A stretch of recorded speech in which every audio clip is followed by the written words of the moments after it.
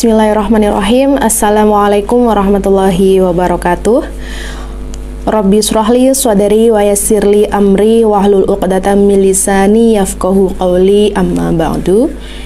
Yang saya banggakan anak-anakku peserta Matsama Madrasah Aliyah Negeri 2 Jepara tahun pelajaran 2021-2022. Perkenalkan, nama saya Ibu Hani Maria Husna, SPD. Saya adalah salah satu tenaga pendidik di Madrasah Aliyah Negeri 2 Jepara. Anak-anakku yang saya banggakan, pada kesempatan ini saya akan menyampaikan materi Matsama terkait dengan implementasi PAI di madrasah. Selamat mendengarkan dengan seksama. Baik, untuk mengefisienkan waktu, langsung saja kita bahas lebih lanjut apa itu implementasi PAI di madrasah. Bagi anak-anakku yang notabene dari madrasah, sekolahnya dulu dari madrasah ibtidaiyah atau madrasah tsanawiyah, mungkin tidak asing dengan apa itu PAI ya. Namun bagi anak-anakku alumni sekolah umum seperti sekolah dasar dan SMP mungkin masih asing apa itu PAI. Nah, sebelum lebih lanjut membahas, kita harus mengetahui dulu makna implementasi PAI di madrasah. Nah, arti implementasi berdasarkan Kamus Besar Bahasa Indonesia ialah pelaksanaan, penerapan, atau aplikasi. Jadi, implementasi itu penerapan atau pelaksanaan. Sedangkan PAI merupakan singkatan dari Pendidikan Agama Islam. Nah, madrasah itu artinya adalah sekolah. Nah, berarti implementasi PAI di madrasah artinya penerapan pendidikan agama Islam di sekolah. Seperti itu ya. Baik, pembahasan terkait implementasi pendidikan agama Islam di madrasah akan dibagi menjadi 4 bagian. Nah, yang pertama adalah PAI di madrasah atau pendidikan agama Islam di sekolah. Sesuai dengan keputusan Menteri Agama nomor 183 tahun 2019 tentang kurikulum PAI dan bahasa Arab pada madrasah, pendidikan agama Islam atau PAI di Madrasah Aliyah meliputi mata pelajaran Al-Quran Hadis, Aqidah Akhlak, Fikih, dan Sejarah Kebudayaan Islam atau biasa disingkat dengan SKI. Lebih jelasnya kita akan mengupas satu persatu.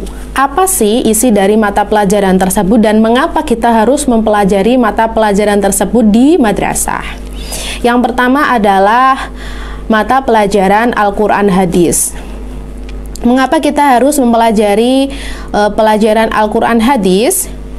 Ya, yang pertama adalah supaya kita menambah kecintaan terhadap Al-Quran dan Al-Hadis. Nah, setelah kita cinta, tentu kita akan membaca secara makna, secara tekstual dan kontekstual. Setelah membaca, kita juga akan menerapkan dalam kehidupan sehari-hari sehingga Al-Quran dan Hadis dapat menjadikan pedoman hidup kita dalam melaksanakan kehidupan sehari-hari. Karakteristik untuk Al-Quran Hadis sendiri itu biasanya kita dituntut untuk bisa membaca dan bisa menulis. Nah, untuk anak-anakku yang dari sekolah dasar atau dari sekolah menengah pertama yang sama sekali belum pernah mendapatkan materi ini, nanti kita akan bimbing dengan sangat serius supaya setelah lulus dari Madrasah Aliyah Negeri 2 Jepara, kalian semua dapat membaca dan menulis Al-Quran dan Hadis secara benar. Kemudian mata pelajaran yang kedua adalah Aqidah Akhlak. Nah, mengapa kita harus mempelajari Aqidah Akhlak? Nah, mata pelajaran ini terbagi menjadi 2 kata, yaitu akidah dan akhlak. Nah, akidah sendiri itu berbicara tentang bagaimana kita menambah atau memperkuat keimanan dan ketakwaan kita kepada Allah Subhanahu wa Ta'ala, serta dapat mengimplementasikan atau menerapkan dalam kehidupan sehari-hari kita, sehingga kita selalu berpedoman teguh terhadap ajaran-ajaran Islam, yang sesuai dengan syariat agama. Kemudian akhlak ini diharapkan kalau kita sudah belajar akidah akhlak, kita akan memiliki akhlakul karimah, ya, memiliki akhlak terpuji, memiliki akhlak yang baik supaya kita dapat berguna bagi agama, nusa, dan bangsa. Nah, itu adalah harapan kita semua. Selanjutnya adalah materi fikih. Nah, mengapa kita harus belajar fikih? Di dalam fikih nanti kita akan mempelajari tentang bagaimana hukum Islam yang berkaitan dengan aspek ibadah maupun muamalah. Nah, apabila kita sudah belajar fikih tersebut, maka kita dapat mengaplikasikan dalam kehidupan sehari-hari. Kemudian di dalam fikih juga diajarkan tentang bagaimana sih hubungan kita dengan Allah, bagaimana kita menjalin hubungan baik dengan Allah atau yang biasa disebut dengan hablum minallah, bagaimana cara kita berhubungan baik dengan orang lain yang biasa disebut dengan hablum minannas, dan bagaimana kita berhubungan baik dengan alam sekitar kita atau lingkungan kita yang biasa disebut dengan hablum minal alam. Baik. Nah, setelah kita mempelajari fikih, nah diharapkan kita dapat mengetahui cara melaksanakan ibadah dan muamalah dalam kehidupan sehari-hari, sehingga kita tidak akan menjadi buta arah. Nah, seperti itu. Jadi kita sudah mengetahui, oh bagaimana hukum ini, bagaimana hukum makan ini, bagaimana seharusnya. Nah, jadi kita menjadi tahu. Yang ketiga tadi adalah fikih, kemudian yang keempat adalah sejarah kebudayaan Islam. Mengapa kita harus mempelajari sejarah kebudayaan Islam, ya? Mengapa kita harus mempelajari sejarah? Kita tahu bahwa sejarah adalah segala sesuatu atau peristiwa yang terjadi di masa lampau atau di masa lalu. Mengapa kita harus mempelajari sejarah kebudayaan Islam ini? Supaya kita dapat membangun kesadaran dan dapat mempelajari kebudayaan peradaban Islam dari zaman Rasulullah, sahabat Rasul, hingga khalifah dan sampai dengan sekarang ini. Jadi kita dapat mempelajarinya. Kemudian kita juga mampu mengambil ibroh, meneladani, mengaitkan dengan kehidupan sehari-hari. Nah, itu adalah tujuan mengapa kita harus belajar sejarah kebudayaan Islam. Nah, setelah kita mempelajari PAI atau pendidikan agama Islam yang terbagi menjadi 4 tadi, yang pertama Al-Quran Hadis, yang kedua adalah akidah akhlak, yang ketiga fikih, dan yang keempat sejarah kebudayaan Islam. Selanjutnya pembahasan yang kedua mengenai bagaimana implementasi pendidikan agama Islam di madrasah. Bagaimana kita menerapkannya setelah kita mempelajari. Nah, seseorang yang beragama Islam, ya, tidaklah cukup hanya dalam ucapan syahadat. Nah, lebih luas lagi yaitu disebut sebagai rukun Islam. Islam harus diterima secara kafah atau totalitas, termasuk dalam menerapkan syariatnya. Jadi kita tidak hanya bersyahadat saja, namun melaksanakan seluruh atau segala syariat yang sudah ditentukan. Nah, jadi kita harus menerima Islam secara totalitas atau kafah. Dengan ini, kita semua mengerti bahwa Islam mencakup keseluruhan termasuk dalam kehidupan sehari-hari. Segala perbuatan kita harus bersandar pada hukum-hukum Islam. Baik itu dari hubungan kita dengan Allah, hablum minallah, hubungan kita dengan orang lain, hablum minannas, atau hubungan kita dengan alam atau hablum minal alam. Hal itu tercantum dalam surat At-Taubah ayat 122. A'udzubillahi minasyaitonirrajim. Bismillahirrahmanirrahim. Wa ma kanal mu'minuna liyaghfiru kaffah walaula nafara min kulli firqatin minhum ta'ifah liyatafaqqahu fid-dini waliyunziru qaumahum idza raja'u ilaihim la'allahum yahdharun. Kandungan dari ayat At-Taubah 122 ini yaitu pentingnya membagi tugas dan memperdalam ilmu serta menyebarluaskannya, karena hal tersebut termasuk jihad atau berjuang di jalan Allah. Nah, itulah mengapa kita harus menerima atau mempelajari seluruh syariat Islam yang ditentukan, karena kita harus menerima Islam itu secara kafah atau totalitas. Nah, hal tersebut dimaknai sebagai jihad. Nah, cara-cara implementasi PAI di madrasah yang pertama adalah contoh perilaku hablum minallah. Menurut Imam Al-Ghazali, ada beberapa contohnya. Yang pertama adalah menunaikan perintah syariat, yaitu rukun Islam. Kalian pasti sudah paham dengan rukun Islam ya. Yang kedua adalah rela dengan ketentuan dan takdir serta pembagian rezeki dari Allah. Itu masuk di rukun iman. Kemudian meninggalkan kehendak nafsunya untuk mencari keriduan Allah Subhanahu wa taala. Ini termasuk tawakal atau berserah diri kepada Allah Subhanahu wa taala. Nah, itu adalah penerapan bagaimana hubungan kita dengan Allah ya.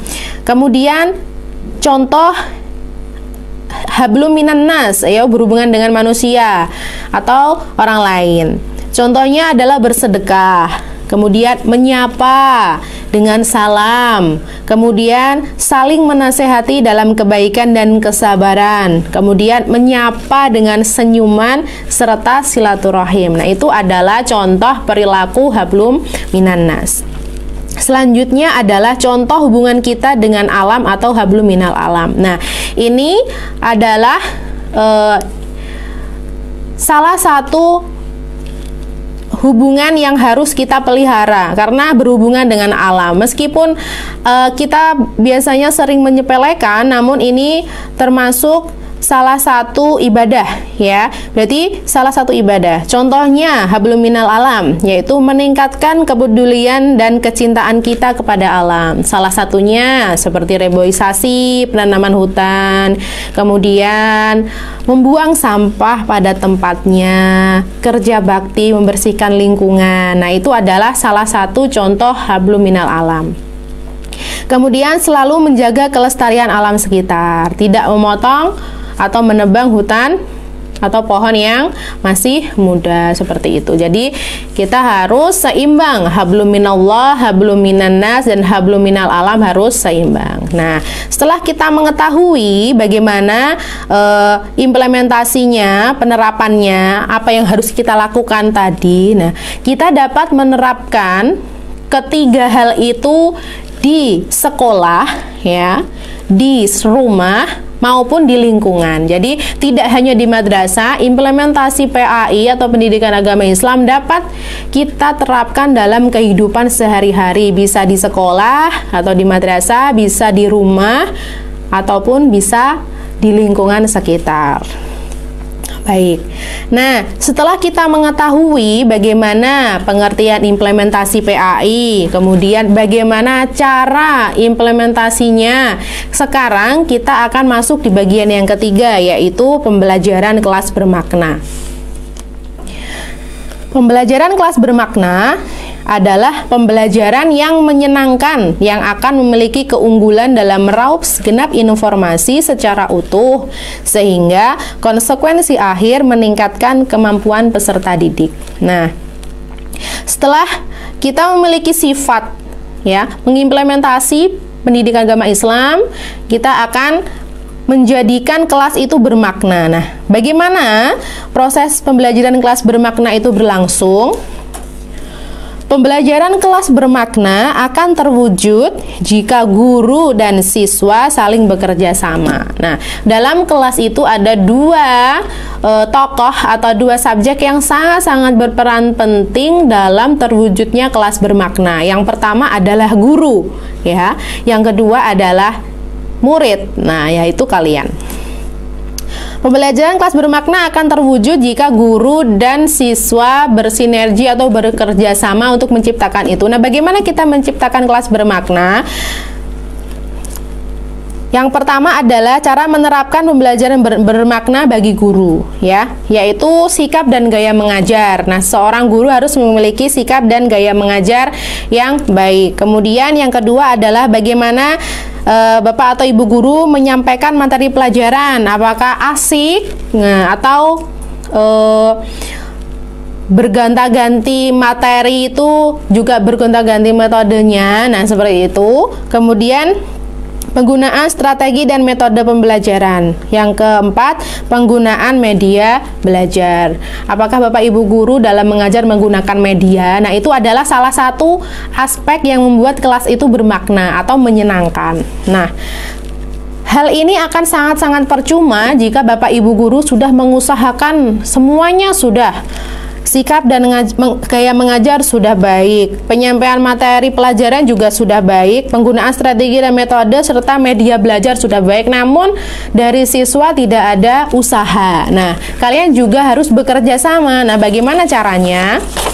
Yang pertama adalah niat yang kuat untuk mempelajari hal baru. Pada saat Bapak Ibu guru masuk ke kelas, kalian harus sudah memiliki niat, ya, memiliki niat untuk, oh, saya akan mempelajari hal baru hari ini. Nah, itu termasuk afirmasi positif. Jadi dalam hati kalian sudah memiliki semangat. Nah, yang kedua adalah mengikuti pembelajaran secara aktif. Jadi tidak ngantuk, tidak loyo. Bapak Ibu guru menjelaskan panjang lebar tapi kalian asik sendiri. Nah, itu adalah pembelajarannya tidak akan aktif karena hanya satu orang yang berjuang, kalian tidak berjuang. Nah, seperti itu.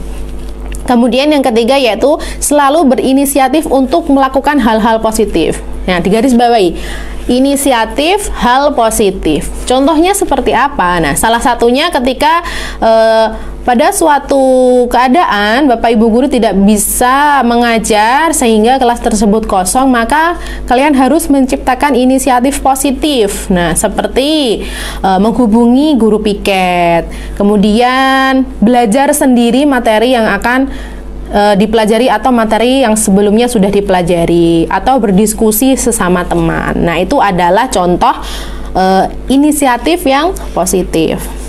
Yang keempat adalah rajin, disiplin, tekun, serius, dan jujur. Itu adalah sifat-sifat yang harus dimiliki oleh seorang siswa. Yang terakhir adalah menciptakan suasana kelas yang nyaman. Nah, suasana kelas yang nyaman akan membuat kita betah belajar di kelas, sehingga kita akan mudah menyerap informasi yang disampaikan oleh Bapak Ibu guru karena ruangannya bersih, penataan meja atau kursinya sesuai, papan tulisnya sebelum Bapak Ibu guru masuk sudah dibersihkan. Nah, itu adalah contoh-contoh bagaimana membuat kelas menjadi nyaman. Nah, setelah kita mempelajari implementasi penerapan pendidikan agama Islam tadi, materinya, mata pelajarannya ada Al-Quran hadis, ada akidah akhlak, ada fikih, kemudian ada SKI, kemudian kita membawa materi pelajaran itu menjadi kelas yang bermakna. Nah, ada beberapa cara yang sudah Ibu jelaskan tadi. Sekarang kita masuk di kegiatan peserta didik. Nah, di buku panduan sudah ada poin D, yaitu kegiatan peserta didik. Nah, setelah Ibu menjelaskan panjang lebar ini, kalian silahkan ambil poin-poin penting yang dapat menjawab segala pertanyaan yang ada di kegiatan peserta didik.